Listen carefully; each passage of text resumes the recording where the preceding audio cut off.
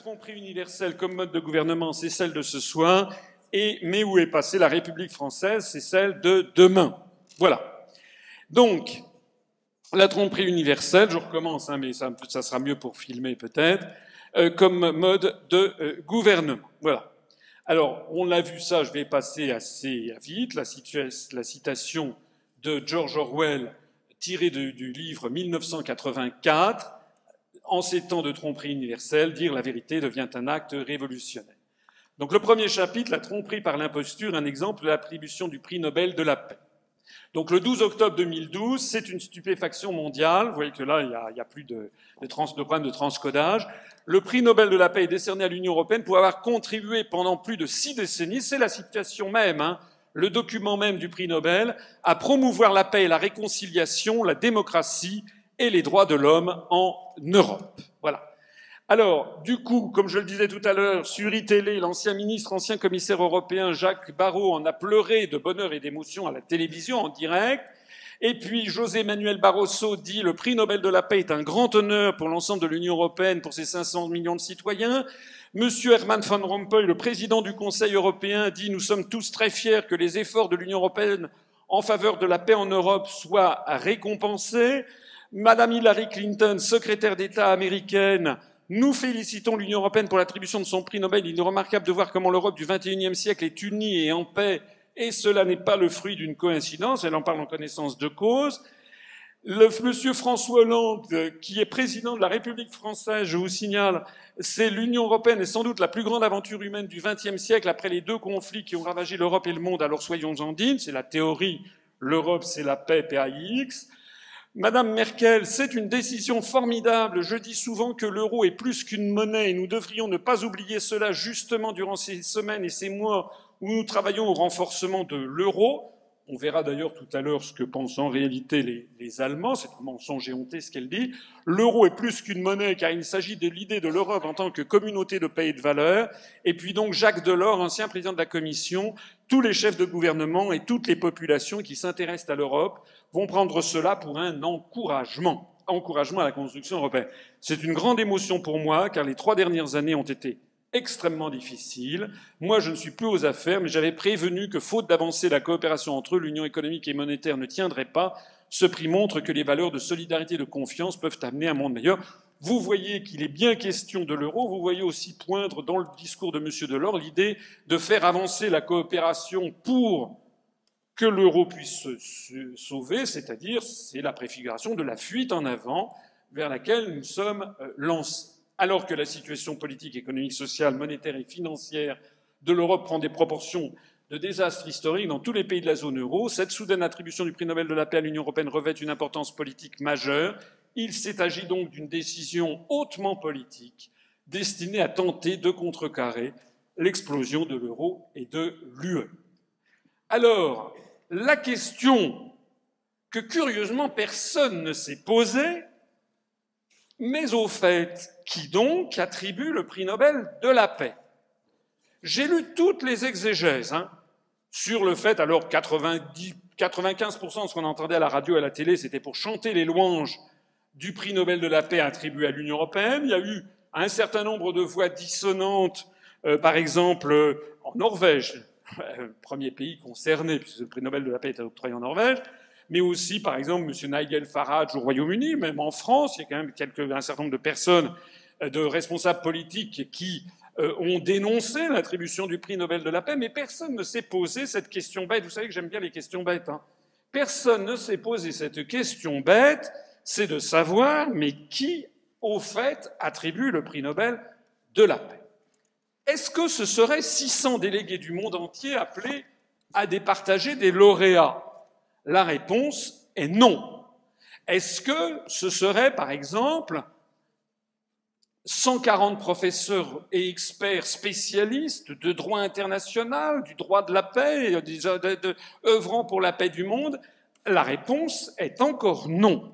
Est-ce que ce serait, par hasard, 50 savants émérites, des consciences morales venues de toute l'humanité, qui, en fonction de ce qu'ils estiment être conforme à l'éthique, à une éthique ou aux droits de l'homme, pour leurs compétences scientifiques ou leurs compétences morales, auraient été sélectionnés? La réponse est encore non.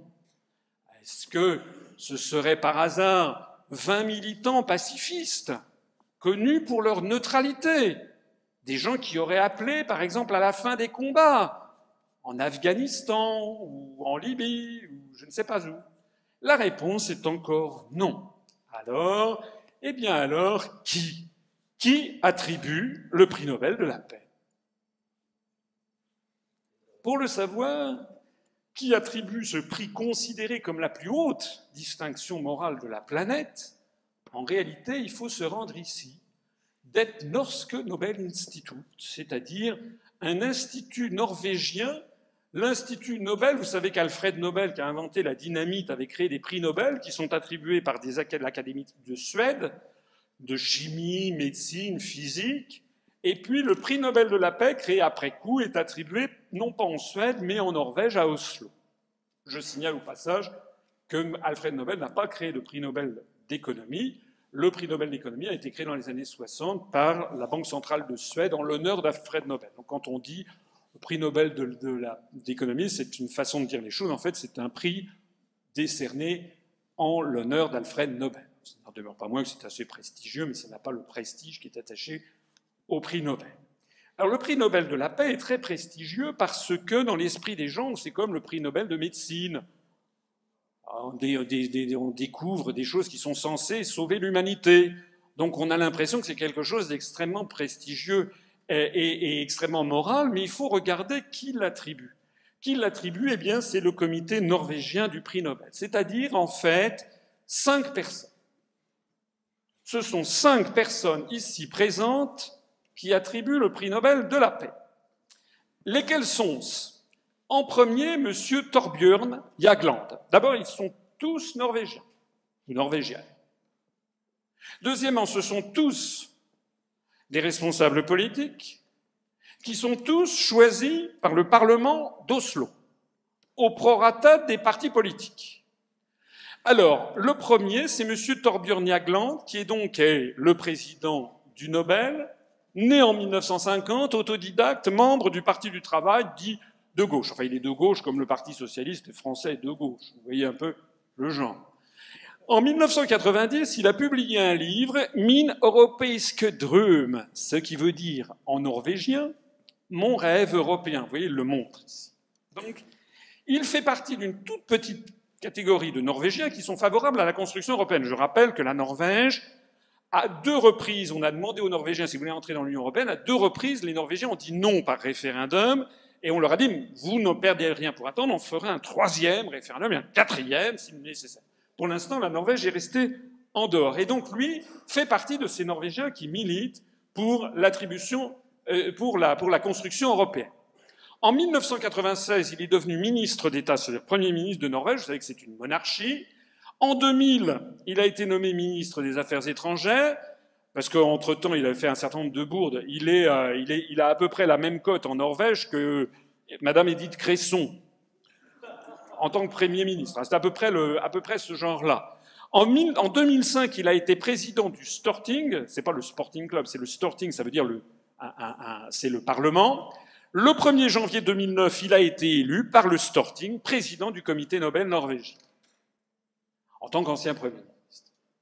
Chose curieuse, le 30 septembre 2009, il a été élu secrétaire général du Conseil de l'Europe, puisque la Norvège est membre du Conseil de l'Europe, à défaut d'être membre de l'Union européenne. J'ai déjà souligné tout à l'heure, quand on en parlait, que le Conseil de l'Europe et l'Union européenne sont 2 institutions qui sont différentes.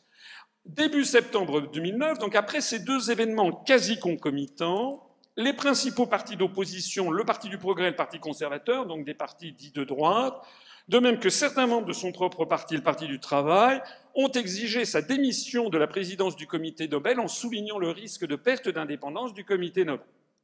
Il leur a fait un bras d'honneur, il est resté président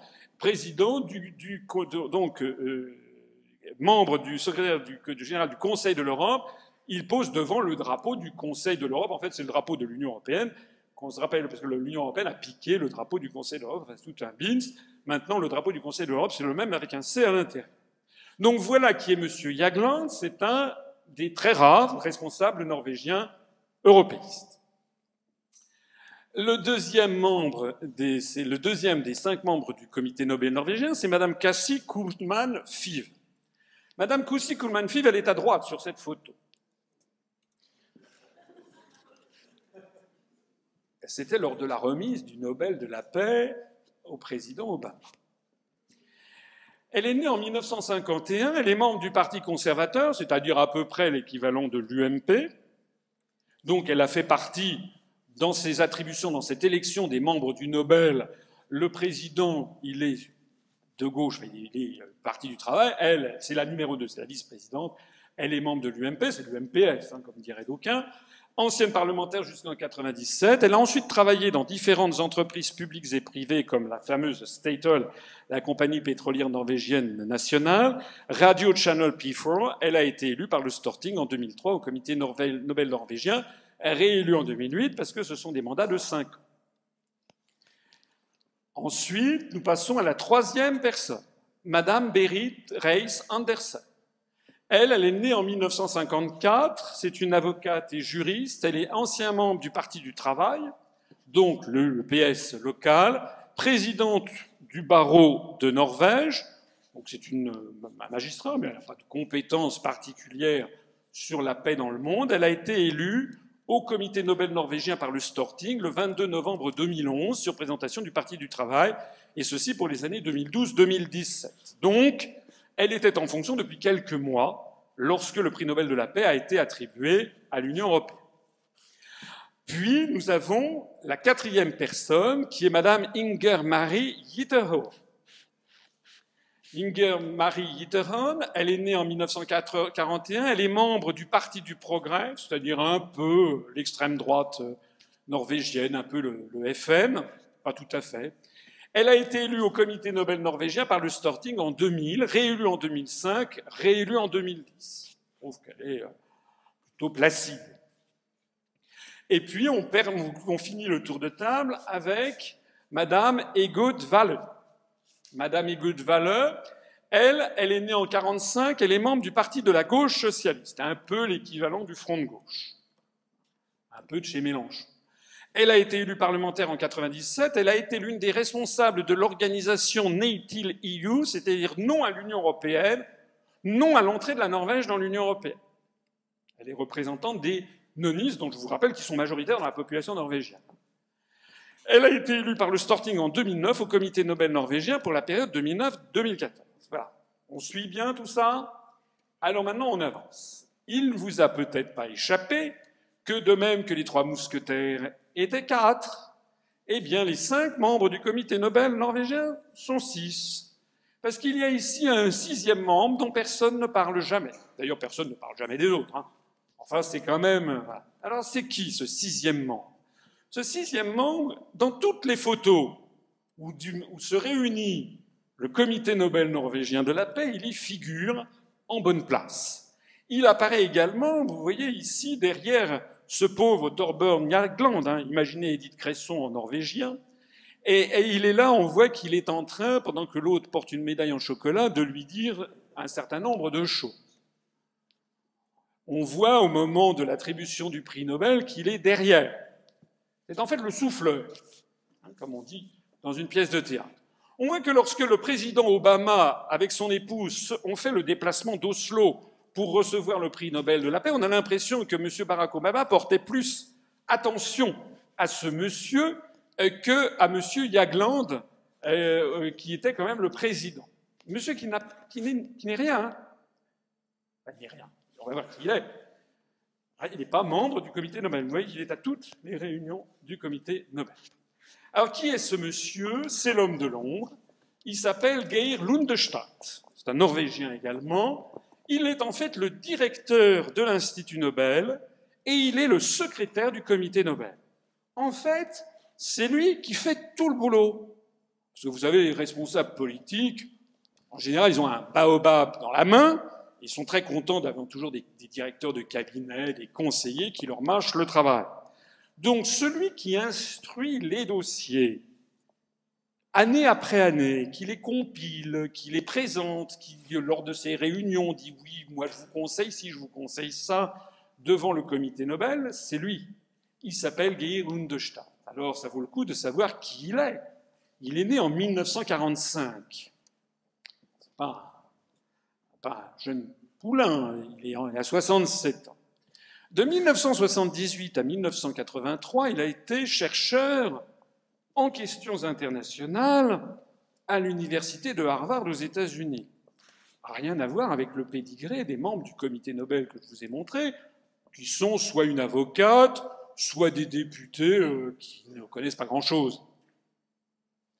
Ensuite, de 1988 à 1989, pendant 2 ans, il a été chercheur au Woodrow Wilson International Center de Washington, D.C., qui est une des institutions les plus huppées, même plus que huppées, les plus au cœur du pouvoir washingtonien, puisque au conseil d'administration du Woodrow Wilson International Center se trouve Madame Hillary Clinton, rationnée matérielle, comme on a, enfin, esqualité.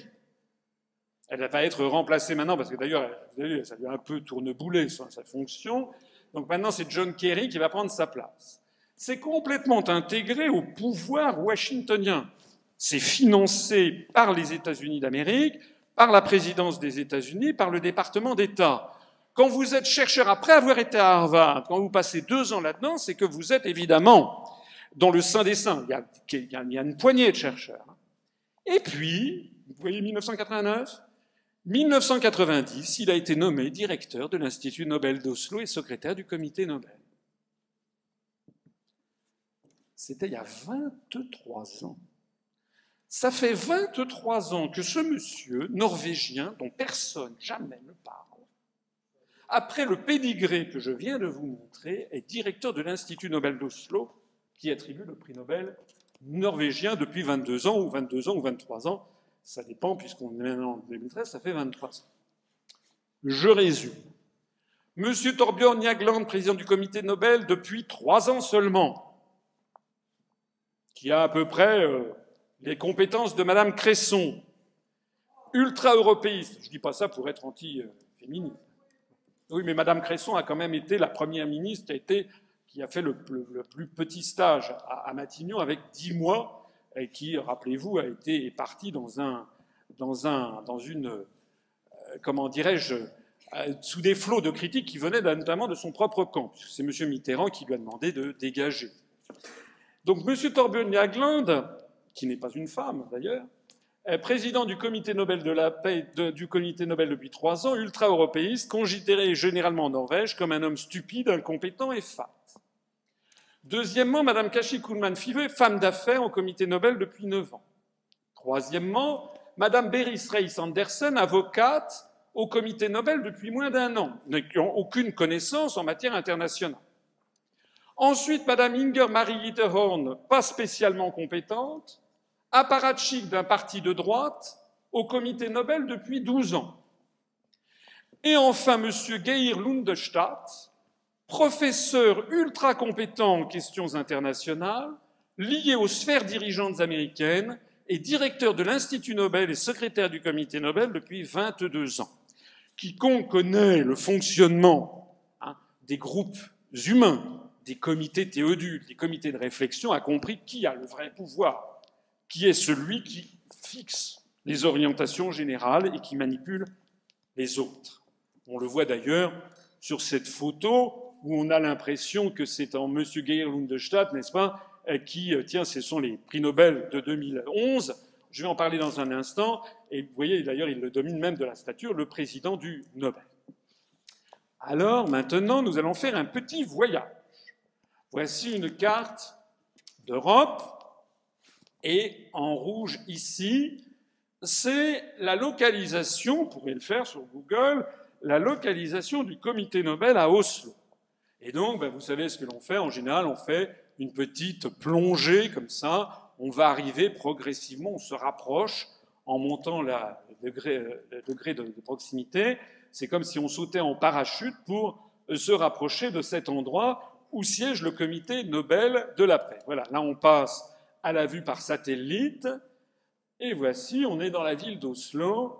Et voici. Et voilà. Voilà, nous y voici. Donc ici, nous avons det Norske Nobelinstitut, le comité Nobel de la paix, qui est dans ce bâtiment, c'est tout près du centre-ville, c'est dans le centre-ville d'Oslo. Et l'ambassade des États-Unis se trouve très exactement distante de 57 mètres. Je vous le dis parce que lorsqu'une fois j'étais allé à Oslo, quand j'étais en cabinet ministériel, j'avais accompagné mon ministre, l'ambassadeur m'avait ramené à l'aéroport et me rappelait qu'il m'avait dit un jour, ce jour-là, il m'a dit, vous savez, le comité Nobel est tout à côté de l'ambassade des États-Unis. Vous voyez, ici, c'est la vue. Vous allez sur Google, vous verrez. L'Institut Nobel se trouve ici. L'ambassade des États-Unis se trouve là. Une ambassade, d'ailleurs, considérable. Pour un pays qui, certes, est important, mais enfin bon, il n'y a quand même pas beaucoup de Norvégiens. C'est d'abord, effectivement, des pays pétroliers. Mais qu'est-ce qui est important pour une puissance étrangère dans la Norvège? Il y a une chose qui est extrêmement... Il y a un joyau que possède la Norvège en matière internationale, c'est l'attribution du prix Nobel de la paix. C'est comme le Vatican. Avoir un pape venu des pays de l'Est, avait dit, comment dirais-je, l'un des stratèges américains au début des années 70, ça serait plus efficace qu'avoir 40 divisions de l'autre côté du mur. Eh bien, c'est la même chose. Ce qui est très... Qu'est-ce que fait une ambassade quand elle est dans un pays étranger? Elle essaye d'influencer le pays étranger en faveur des intérêts du pays de l'ambassade en question. Donc, ce qu'a de plus intéressant à offrir la Norvège, c'est l'attribution de ce prix Nobel, qui peut effectivement déchaîner les passions. Alors, on va regarder quels sont les derniers prix Nobel de la paix. Pas tous, hein. Ça mériterait quand même que je vous dise, mais là je vais retirer vos illusions. Si je vous disais qui est le Dalai Lama, si je vous disais qui est Madame Aung San Suu Kyi, en vrai. On va parler des derniers. Le prix Nobel de la paix, Barack Obama, que vous voyez ici avec Geir Lundestad. Il y a quand même beaucoup de gens qui ont quand même été surpris, c'est le moins que l'on puisse dire, par l'attribution du prix Nobel de la paix à M. Barack Obama, président des États-Unis, alors même que les États-Unis d'Amérique, sous sa présidence comme sous les précédentes, sont le pays du monde qui dépense le plus en armement. Je rappelle que le budget militaire des États-Unis d'Amérique est grand comme le budget militaire de tous les autres pays du monde cumulés. Plus de 50% des dépenses militaires mondiales sont faites par les États-Unis d'Amérique. Je rappelle que M. Obama a donné instruction à aller tuer avec des systèmes de drones en Afghanistan, ou des snipers, vous le savez, il suffit d'aller sur Internet. M. Barack Obama, qui a présidé à des guerres illégales, il a été fait prix Nobel de la paix en 2009. On le voit ici, en train de s'entretenir à Oslo avec M. Geir Lundestad. Alors, ce qui est intéressant, c'est d'aller regarder la presse norvégienne. La presse norvégienne, sortie à l'époque, et bon, je vous ai traduit le norvégien, je ne suis pas sûr que vous soyez expert en norvégien, moi non plus, hein, il y a heureusement Google Traduction qui existe, et vous avez, suite à l'attribution du prix Nobel de la paix à Barack Obama, vous avez eu des enquêtes qui ont été menées en Norvège. Ça, c'est quand même bizarre. Et il y a d'ailleurs la photo que je vous montrais tout à l'heure, je ne sais pas si vous la reconnaissez, dans le journal qui s'appelle VG Nyheter, qui est un des grands journaux norvégiens. Que dit cet article, hein? Eh bien, la traduction, c'est « Une majorité des Nobel était contre Obama ». Une majorité des membres du comité Nobel était contre l'attribution du prix Nobel à Barack Obama. Ce qui est assez logique, quand même. On a beau être pro-américain, on a quand même un peu en travers de la gorge. Bien. En réalité, comme le montre le journal, il y avait trois des 5 membres du comité Nobel, 3 femmes, qui étaient hostiles, dont la vice-présidente. Le problème, c'est que si 3 des 5 membres du comité Nobel étaient contre l'attribution du prix à Barack Obama, pourquoi l'a-t-il obtenu? Eh bien, tout simplement parce qu'à l'évidence, Geir Lundestad s'est octroyé un droit de vote implicite qui prévaut en cas de partage des voix. Tout simplement. C'est-à-dire que le comité Nobel, en fait, n'est pas constitué de 5 personnes, mais de 5 plus 1, et qu'en réalité, M. Thorbjørn Jagland, l'ex-premier ministre, qui à l'évidence n'a qu'une envie, c'est de revenir dans les allées du pouvoir et de se mettre bien avec les puissants du moment. Et puis ici, une autre des membres du prix Nobel, plus ce fameux Geir Lundestad, qui c'est lui qui a imposé le prix Nobel de la paix à Barack Obama. Le prix Nobel de la paix 2010, Liu Xiaobo, chinois, dissident, très bien, a priori formidable. Voici la présentation qui en est faite sur le site de France Culture. 54 ans professeur, 1989, de retour des États-Unis. Tiens. Il participe au printemps de Pékin, place Tiananmen, où il entame une grève de la faim. Il tente une médiation avec l'armée pour négocier une évacuation. 1989-90, emprisonné sans avoir été condamné. Le pauvre. Qu'est-ce qui se passe, au fait, à Guantanamo ? 1996, il est envoyé dans un camp de rééducation par le travail après avoir réclamé une réforme politique. 1999, libéré, il ne peut plus enseigner, mais il publie plusieurs livres à Hong Kong. 2008, il est l'un des auteurs de la charte 2008 appelant au respect des droits de l'homme et à l'instauration d'élections en Chine. 2009, il est condamné à 11 ans de prison pour subversion au pouvoir de l'État. 7 octobre 2010, le prix Nobel de la paix lui est décerné. Ça, c'est la présentation que l'on fait au grand public occidental. Alors après, on dit, oui, les Chinois, le gouvernement de Pékin crie au scandale, vous vous rendez compte à quel point ce sont des moins que rien. Le dessous des cartes sur M. Liu Xiaobo. Il a travaillé comme professeur à l'université d'Oslo en Norvège, ça tombe assez bien, puis d'Hawaï et de Columbia à New York. Dans une interview en 1988 avec le magazine hongkongais Liberation Monthly, Liu Xiaobo a estimé, je le cite, « S'il a fallu 100 ans de colonisation à Hong Kong pour être ce qu'elle est, alors il faut 300 ans de colonisation à la Chine pour devenir comme Hong Kong, mais je ne suis pas sûr que 300 ans suffiraient. » C'est quand même un Chinois qui réclame que les puissances occidentales recolonisent son propre pays. Il déclare aussi « La modernisation est synonyme d'occidentalisation totale. Choisir de vivre signifie choisir de vivre le mode de vie occidental. La différence entre le mode de gouvernement occidental et le mode de gouvernement chinois, c'est la même que celle entre l'humain et le non-humain.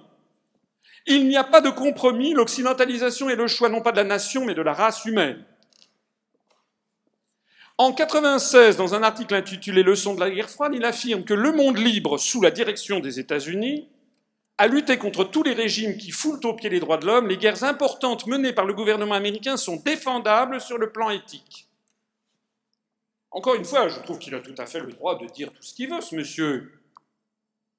Je ne suis pas sûr que le gouvernement de Pékin ait un intérêt, d'ailleurs, à le mettre en prison.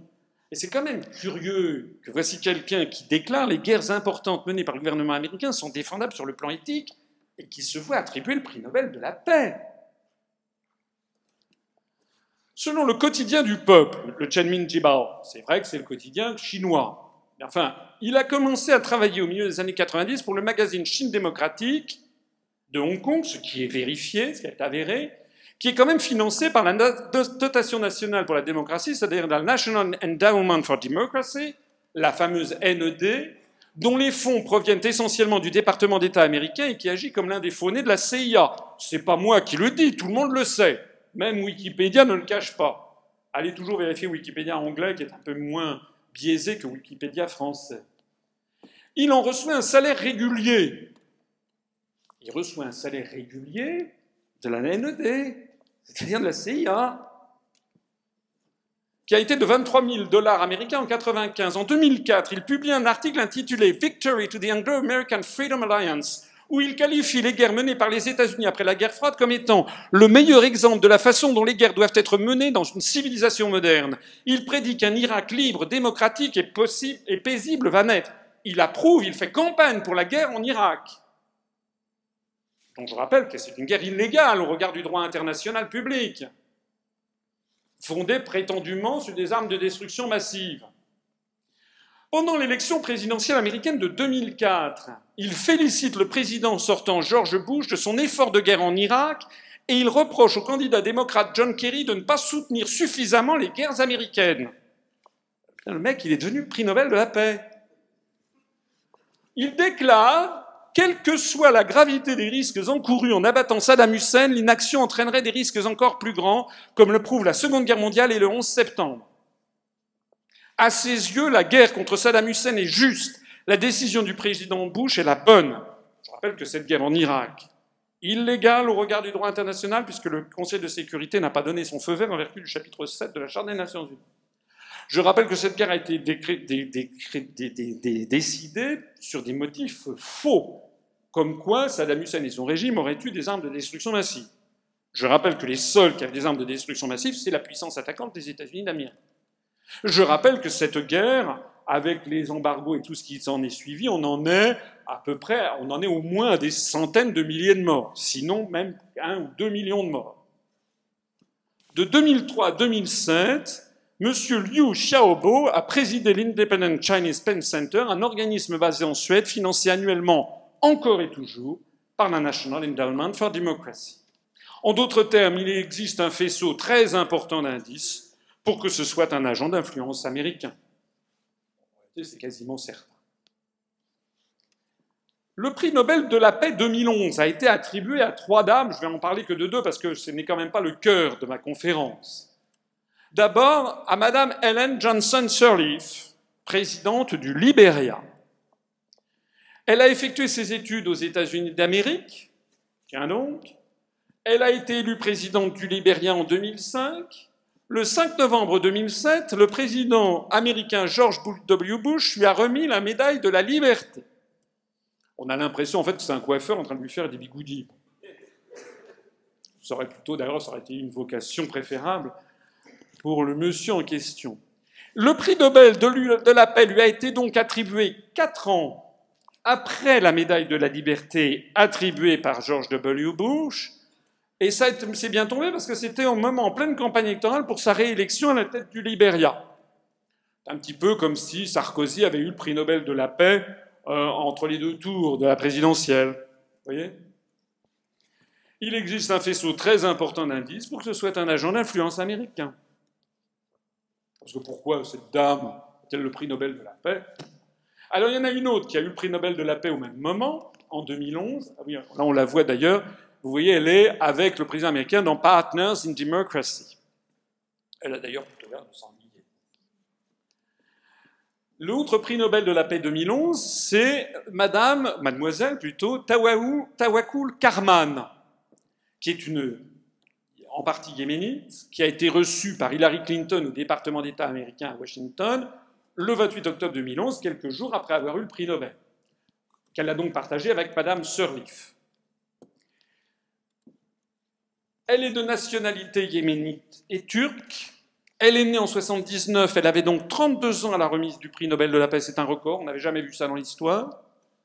Elle a reçu en 2010, donc 1 an avant, la récompense Femmes de courage, Women of Courage Award, du département d'État américain. C'est-à-dire que finalement, maintenant, de plus en plus, pour avoir le prix Nobel de la paix, il faut d'abord avoir eu une médaille américaine, la médaille de la liberté, ou bien la Women of Courage Award. Son frère, elle a un frère, yéménite, le poète Tariq Karman, l'a accusé publiquement de collaborer avec les Américains. À quoi elle a répondu, tout ça est public, allez vous renseigner sur Google.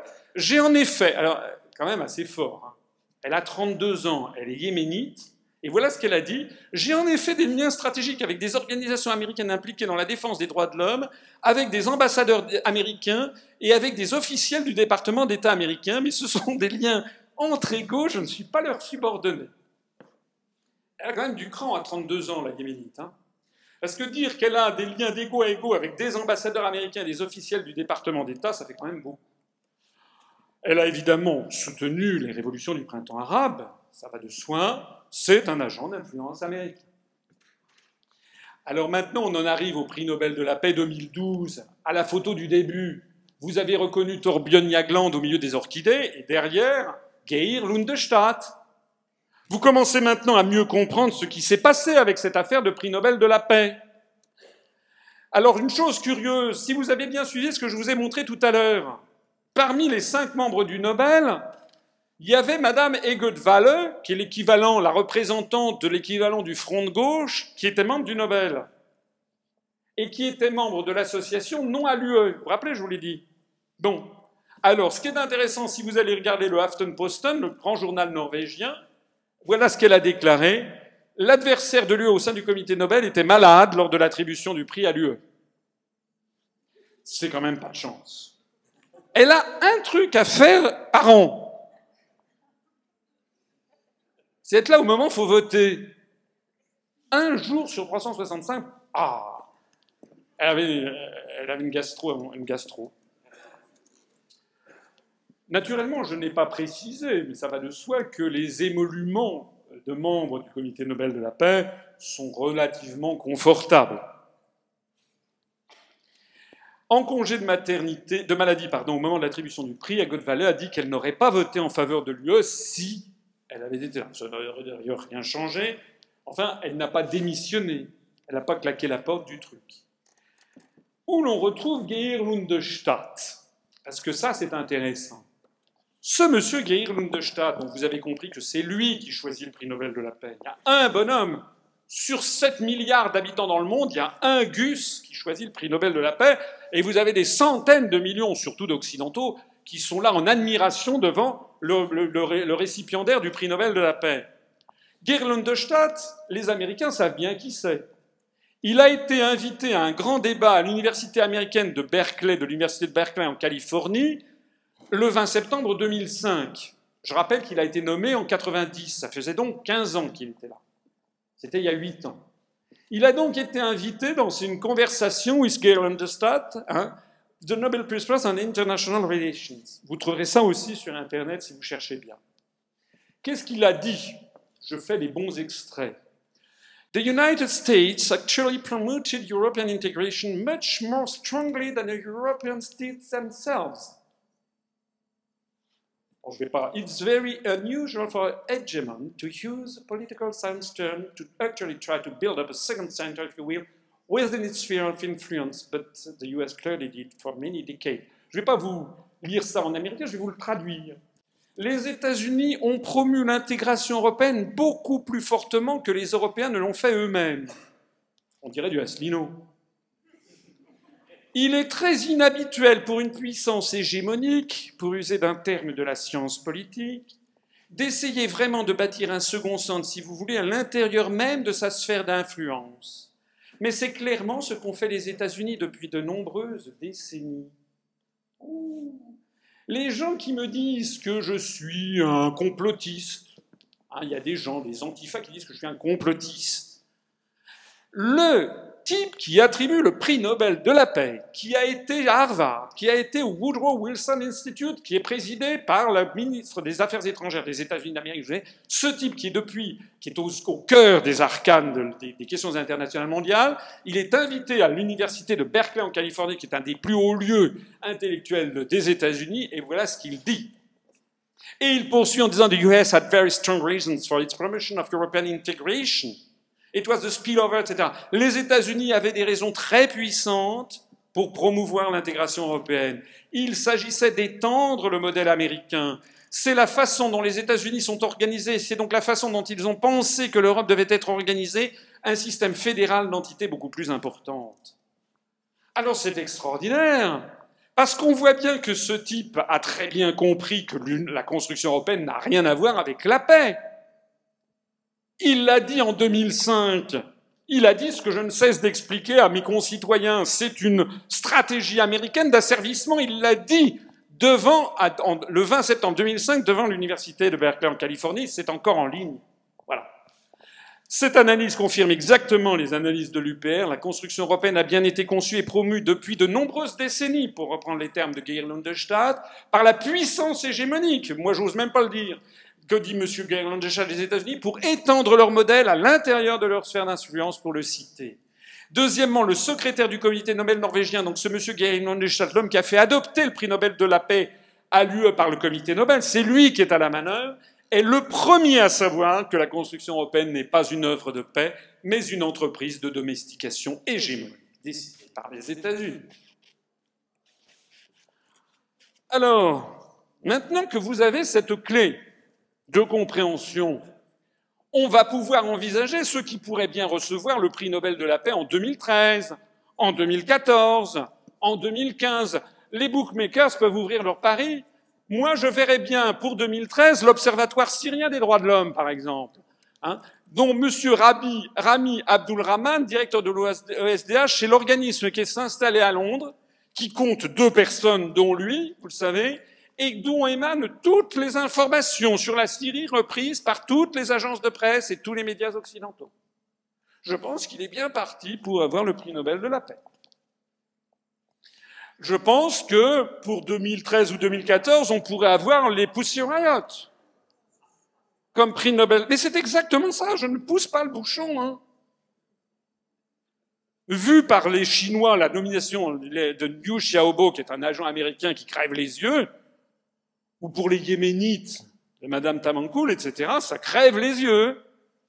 Donc moi je pense que le groupe de musiciennes russes Pussy Riot est bien parti pour avoir le prix Nobel de la paix en 2014. Et puis peut-être aussi le groupe d'activistes Femen. Ici on voit une de ces activistes ukrainiennes se précipiter sur le pop russe Kirill II qui arrive en Ukraine. Chose étonnante, d'ailleurs, elle marquait sur son dos « Kill Kirill » en américain. Il ne vous échappe pas que les Femen, par exemple, dont nul ne sait ce que c'est, sauf que ce sont des filles qui se mettent les seins à l'air, mais personne ne remarque que c'est toujours écrit en américain, leur slogan, et qu'il y a toujours une caméra pour diffuser ça dans le monde entier. Donc ça, c'était contre le patriarche de toutes les Russies. Parce que par ailleurs, ça s'attaque tout spécialement à certaines des religions. Kill Kirill. Là, c'est à Paris. Là, c'était pour attaquer les musulmans. Muslim women, let's get naked. Là aussi, à Paris, en anglais. D'ailleurs, vous avez vu, elles ont fait une nouvelle sortie, là, il y a 2-3 jours à Notre-Dame de Paris. C'était également écrit en américain. Ce groupe d'activistes Femen, ici, j'étais sans doute à Paris, enfin c'était à Paris, c'était je ne sais plus à quelle occasion. Si je vous comptais bien, j'ai compté le nombre d'activistes en question, il y en a 9. 9, non. En revanche, il y a au moins 21 journalistes de toute la presse écrite. Et qui leur donnent une couverture médiatique, elles sont 9, elles ne représentent rien, sauf qu'il y a quelqu'un qui paye derrière. Donc tout ça, ça pourrait avoir le prix Nobel. Maintenant, je vous propose de regarder ceux auxquels le tout-puissant Geir Lundestad ne donnera jamais le prix Nobel de la paix. Je le parie avec vous. D'abord, je pense que Julian Assange n'aura pas le prix Nobel de la paix. Vous savez que Julian Assange, né le 3 juillet 1971 à Townsville, en Australie, informaticien et cyberactiviste, fondateur, rédacteur en chef et porte-parole de Wikileaks. Il a reçu plusieurs prix, notamment l'Index and Censorship Award de 2008, la médaille d'or de la Sydney Peace Foundation pour la défense du droit des individus à la connaissance. Il est réfugié politique à l'ambassade d'Équateur à Londres. Il bénéficie de l'asile politique de l'Équateur depuis le 16 août 2012. Ça fait maintenant plusieurs mois qu'il est coincé dans sa chambre. Malgré des pressions insistantes du Royaume-Uni, Julian Assange a déclaré que Wikileaks est sous le coup de menaces, tout comme la liberté d'expression et la santé de nos sociétés. Les États-Unis doivent renoncer à la chasse aux sorcières lancée contre Wikileaks. Il craint d'être extradé aux États-Unis où il risque théoriquement la peine de mort. Eh bien, lui, il n'aura pas le prix Nobel de la paix. Bradley Manning n'aura pas non plus le prix Nobel de la paix. Lui, c'est un binational américano-britannique. C'est lui qui a transmis à Julian Assange un certain nombre de documents militaires classés secret défense. Certains le voient comme un criminel, d'autres comme un lanceur d'alerte garant de la démocratie. Mais finalement, il n'a pas fait pire pour les États-Unis que ce que fait Liu Xiaobo pour la Chine. Actuellement en détention, vous voyez, avant-après, c'est comme dans les lotions capillaires, là c'est avant et après son arrestation. L'ONU a qualifié la détention de Bradley Manning dans la base militaire de Quantico de traitement cruel, inhumain et dégradant du fait, entre autres, d'un isolement de 8 mois. Pendant 8 mois, il n'a vu personne dans une toute petite salle. Ceux qui n'auront pas le prix Nobel de la paix, c'est également les prisonniers détenus depuis des années sans aucun jugement, contrairement à toutes les règles du droit international dans la base américaine de Guantanamo, en violation de toutes les règles de droit international. Personne n'en parle. Monsieur Barack Obama, qui lui a eu le prix Nobel de la paix, s'était fait élire en promettant la fermeture du camp de Guantanamo dont les prisonniers portent des tenues oranges et subissent des traitements épouvantables, dans l'indifférence la plus complète, puisque jamais aucun média occidental n'en parle. On les voit ici attachés, par exemple, comme ceci. Ceux qui n'auront pas non plus le prix Nobel de la paix, c'est United for Peace and Justice. C'est quoi? Eh bien, ce sont des Américains. J'en profite pour dire au passage que l'UPR n'est pas anti-américaine, par principe. Il y a aussi aux États-Unis des gens qui se battent pour la paix, pour la liberté et pour la vérité. C'est le cas, par exemple, de United for Peace and Justice, qui est une coalition de plus de 1300 organisations américaines et internationales. C'est quand même pas rien. L'une de leurs vedettes, c'est Jane Fonda, vous savez, dont on avait parlé dans les années Vietnam, qui sont opposés à la politique du gouvernement américain de guerre permanente et de construction d'un empire. Ce n'est pas moi qui le dis. Ce sont 1300 associations. Cette organisation a été fondée en octobre 2002 pendant que les États-Unis préparaient l'invasion de l'Irak de 2003. Celle que Liu Xiaobo, prix Nobel de la paix 2010, approuve. Donc ces associations américaines, il y a l'Organisation nationale des femmes, le Conseil national des églises, Action pour la paix, les Voix noires pour la paix, Pas en notre nom, les familles du 11 septembre pour des lendemains pacifiques, les anciens combattants pour la paix, c'est des traductions, hein, c'est Veterans for Peace, etc., ce sont des traductions. Toutes ces associations se sont regroupées. Elles mériteraient peut-être d'avoir le prix Nobel de la paix, vous ne croyez pas? Leurs actions consistent à s'opposer aux guerres ou aux projets de guerre des États-Unis en Afghanistan, en Irak, en Iran, etc. Ici, on les voit en train de manifester, par exemple, aux États-Unis devant le Capitole, ou ici à New York, où ils demandent l'abolition de toutes les armes nucléaires, pas de guerre sur l'Iran. Ici, une manifestation qui réclame Nuclear Free Middle East, c'est-à-dire un Moyen-Orient débarrassé de tous les armements nucléaires, pas seulement des projets prêtés à l'Iran, mais que toutes les puissances, à commencer par les États-Unis d'Amérique eux-mêmes, puisque vous savez qu'ils entreposent au Bahreïn, dans le royaume du Bahreïn qui est face à l'Iran, il y a l'état-major de la 5e flotte américaine et que les navires américains de surface ou en dessous de la surface portent des armements nucléaires. Pour ne pas parler d'Israël, qui a de nombreuses armes nucléaires, pour ne pas parler du Pakistan, pour ne pas parler de l'Inde, pour ne pas parler de la Russie. Alors les enseignements de tout ceci, pour clore ce long chapitre 1, les autres seront plus brefs. Le prix Nobel de la paix, en fait, est une imposture. Le prix Nobel de la paix, c'est une imposture. C'est désormais une opération de désinformation qui fait partie intégrante du dispositif hégémonique mondial des États-Unis d'Amérique. Deuxièmement, le décryptage de cette opération, tel que je vous l'ai fait un peu rapidement, mais en vous donnant le maximum d'informations, révèle la tromperie généralisée qui gouverne le monde occidental. Aucun de médias de masse ne porte de regard critique ni sur le mode d'attribution du prix Nobel de la paix, ce que je viens de faire avec vous. Aviez-vous déjà entendu ce que je vous ai dit? Ni sur le lien entre les attributaires du prix Nobel de la paix et les intérêts géostratégiques américains. Quelqu'un vous avait-il parlé de Mme Sirleaf, de Mme Tamankoul, de M. Liu Xiaobo?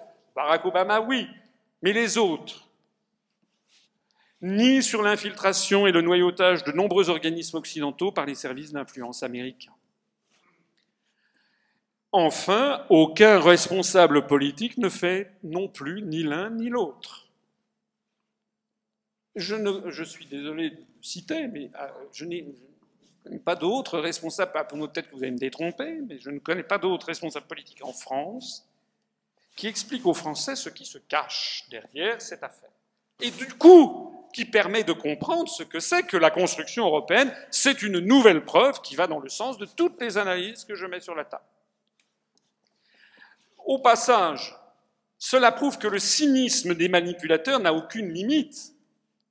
puisqu'il joue sur les idéaux les plus nobles pour duper les peuples. Moi, j'étais comme tout le monde, hein, jusqu'à il y a quelques mois, jusqu'avant que je me commence à m'intéresser de près à cette affaire, parce que je la trouvais quand même bizarre. J'étais comme tout le monde. Pour moi, le prix Nobel de la paix, c'était la loi et les prophètes. C'était quelque chose, c'était forcément quelqu'un d'éminemment respectable. Donc on joue sur les idéaux les plus nobles. Il n'y a pas de limite à ce cynisme, et donc la conclusion, c'est que si les forces euro-atlantistes qui nous gouvernent sont capables de ça, alors elles sont capables de tout.